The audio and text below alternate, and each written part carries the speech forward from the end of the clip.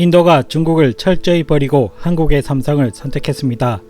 그동안 중국의 14억 인구 시장을 보고 달려들었던 글로벌 기업들은 중국인의 수준과 중공의 만행에 중국 시장을 대체할 새로운 거대 시장을 찾기 시작했고, 그 대상이 바로 인도였는데요. 그동안 인도 시장 개척을 위해 인도 부자의 자녀 결혼식에 참석하면서 눈도장을 찍었던 이재용 부회장의 노력이 결실을 맺기 시작하는 것 같습니다. 2018년 아시아 최고의 부자이자 인도 무케시 암바니 릴라이언스 인더스트리 회장의 딸의 결혼식에 암바니 가문과 20년 동안 친분을 유지해온 힐러리 클린턴과 에릭슨, 노키아 등 글로벌 IT 업체들은 물론 골드만삭스, JP모건 등 금융기업 최고 경영자와 팝스타 비욘세 등이 결혼식 하객으로 참석이 확인되면서 세계 각지의 유명인사들이 축하 경쟁을 벌였습니다. 그리고 여기에는 당시 릴라이언스 지오와 대형 프로젝트를 추진하던 삼성전자의 이재용 부회장도 결혼식 축하회연에 참석하면서 한국에서 놀라움을 전했는데요. 당시 삼성은 릴라이언스 지오가 추진하는 이동통신 4G 네트워크 분야의 핵심 장비 공급사여서 5G 네트워크 분야 등 첨단 기술 분야에서도 협력을 추진하고 있었다고 합니다. 그리고 이재용 부회장은 암바니 회장의 딸 결혼식뿐만 아니라 아들의 결혼식에도 참석하면서 인도 시장 개척에 많은 공을 들였는데요. 그 결과 삼성은 릴라이언스 지오와 조 단위의 규모로 기지국 장비를 공급하면서 글로벌 시장에서의 부진을 상당 부분 만회할 수 있었습니다. 그런데 이번에는 인도 시장 1위 릴라이언스에 이어 2위 기업인 에어텔과도 공급 계약을 체결했습니다. 특히 이번에는 인도 전국망 이동통신 사업자 바티 에어텔의 5G 통신장비 공급사로 선정이 되는 과정에서 후보 경쟁업체인 중국 업체들이 줄줄이 떨어지며 체결된 계약이라 더욱 의미가 깊은데요. 인도 에어텔 그룹은 전 세계 무선 가입자 약 4억 9천만 명을 보유한 세계 4위 규모의 대형 사업자로 세계 17개국의 유무선 통신 서비스를 제공하고 있는 기업입니다. 한마디로 인도 내에서만 영향력을 끼치는 기업이 아니라는 것이죠. 삼성은 이번 공급 계약으로 에어텔의 5G 통신망 구축을 위해 5G 기지국, 다중입출력 기지국을 포함한 라디오 제품과 설치, 최적화 및 유지 보수 서비스를 제공하게 됩니다. 그동안 에어텔은 기존 통신 장비 공급사였던 중국 화웨이와 ZTE를 5G 사업에 합류시킬 것인가에 대해서 많은 관심이 높았다고 합니다. 그동안 중국의 5G 장비는 한국보다 저렴한 가격과 괜찮은 성능으로 글로벌 시장을 장악하고 있었습니다. 인도 역시 중국 제품으로 통신망을 구축해왔죠. 하지만 중국이 인도와 국경 지역에서 물리적 충돌을 빚으면서 인도에서는 방중 정서가 거세지는데요. 그와 함께 인도 국민들이 중국산 제품에 불매 운동을 펼치면서 인도 기업의 중국산 거부를 압박해 왔습니다.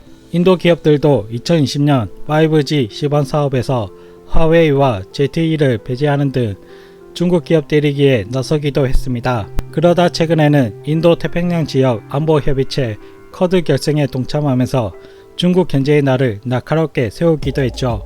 그리고 인도가 중국 기업을 배제하고 선택한 것이 한국 기업 삼성이었습니다. 삼성은 지난 2016년 인도 최초의 4G LTE 전국망을 구축하면서 차별화된 기술력을 입증했을 뿐만 아니라 이재용 부회장이 인도 암바니 가문과의 친분을 유지하며 인도 시장을 직접 챙기면서 신뢰를 쌓았고, 이게 이번 에어텔 수주의 성공의 기폭제가 됐다고 분석하고 있습니다. 삼성전자는 이로써 인도 최대 통신 사업자 릴라이언스 지오와 오랜 파트너로 함께하면서 인도 업계 2위 에어텔과도 함께하는 파트너가 되면서 인도 시장에서 글로벌 통신 경쟁을 할 수 있는 힘을 얻게 되었습니다. 삼성 내부에서는 압도적인 제품 우수성을 바탕으로 인도가 2G에서 4G로 전환하는 데 기여했으며 향후 새로운 5G 시대의 새 지평을 열어가는데 적극 협력할 것이라며 자신감을 내비쳤습니다.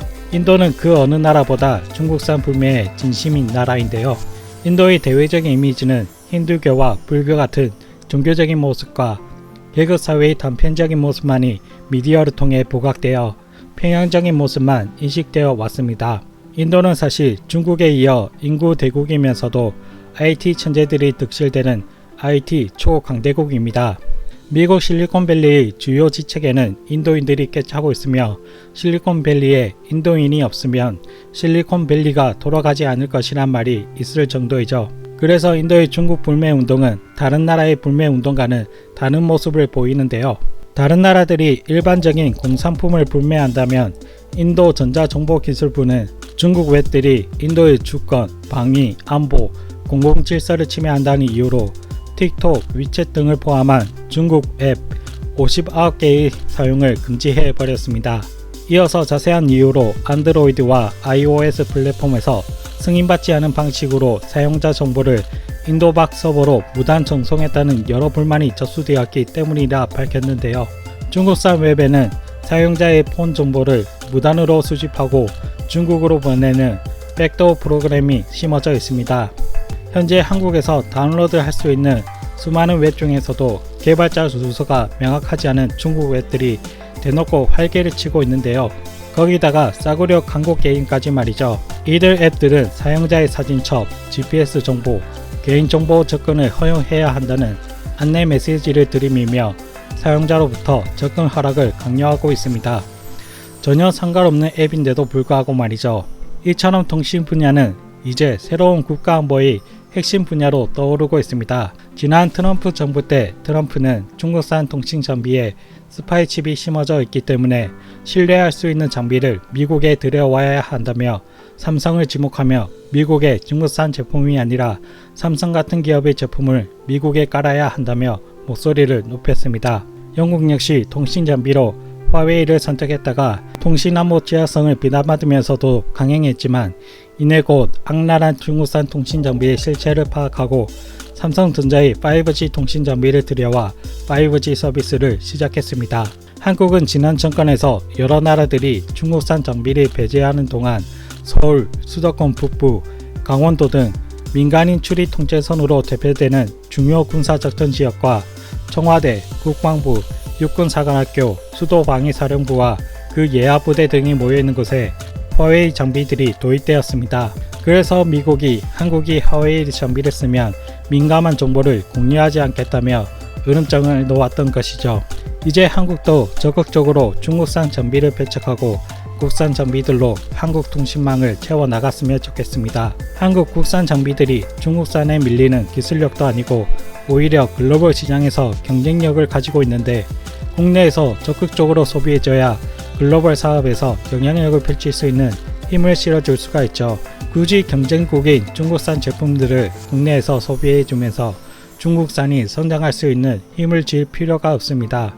앞으로 삼성이 인도를 발판 삼아 더 많은 국가에서 환영받는 글로벌 통신 장비 공급 업체로 거듭났으면 좋겠습니다.